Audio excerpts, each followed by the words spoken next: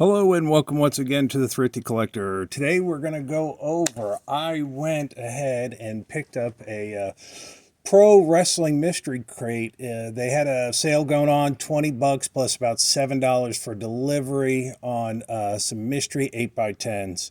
I thought it would be kind of fun. I figured, well, that's about $2.80 an autograph, so why not give it a try? Honestly, I wasn't really expecting much out of this.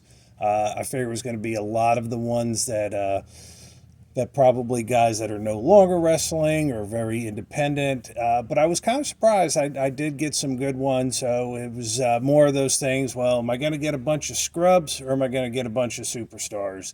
So went ahead and opened it up, and one, my wife was really happy. I'm actually going to have to frame it for her. One of her favorite wrestlers.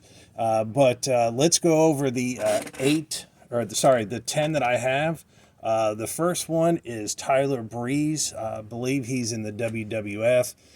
One of the things, if you notice, we still got the certificate of authenticity in the bottom, and some of these are actually even going to be part of their AEW crate, which is a crate they do, I believe it's about every 3 months, and it's exclusively AEW gear, t-shirts, and autographs.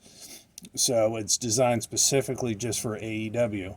But the first one was Tyler Breeze. The second one is, I believe that's Kurt Hawkins, so which is also, if I'm not mistaken, Mr. Perfect's son. So I don't know where he is. It looked like he was going to be doing pretty well for a while. Just haven't seen him. One of the ones I was real happy to get, and not because I'm a huge fan, but just because of the collectability of this particular wrestler, Danhausen. His stuff is very hot.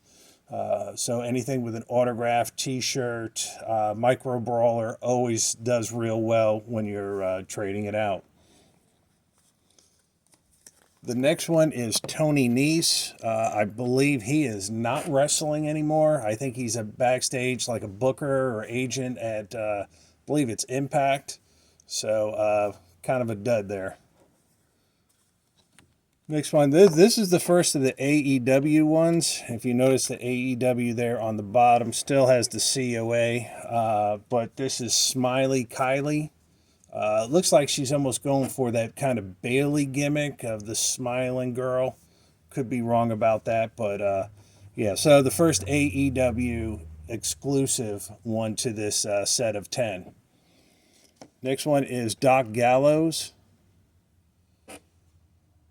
So, and some of these I already have too, that I've gotten from past crates, and some I've never even have seen of these, and probably definitely the AEW ones because I don't do the AEW crate.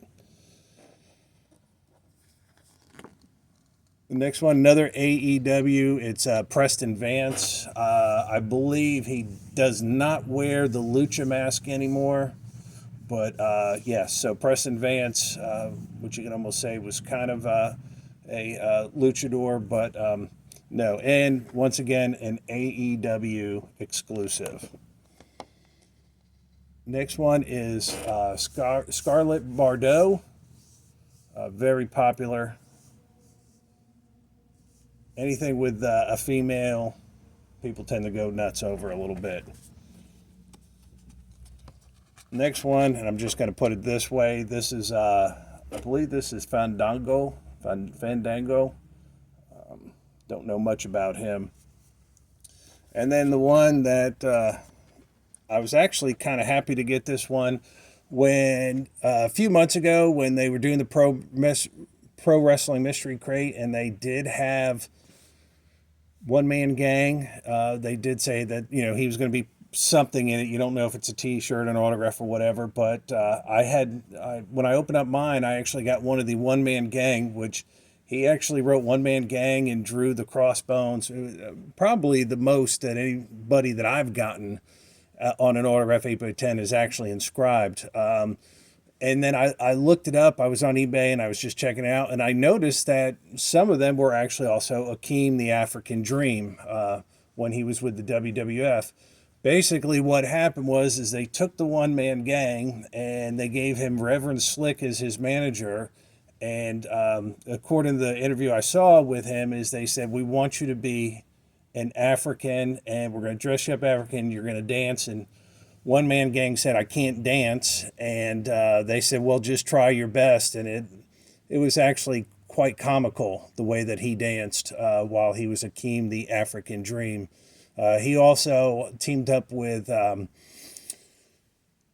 big boss man, and I believe they were called the Twin Towers. Don't quote me on that, but because they're both tall. One man gang. Akeem was, I think he was about 6'8", 6'9", and just a massive man.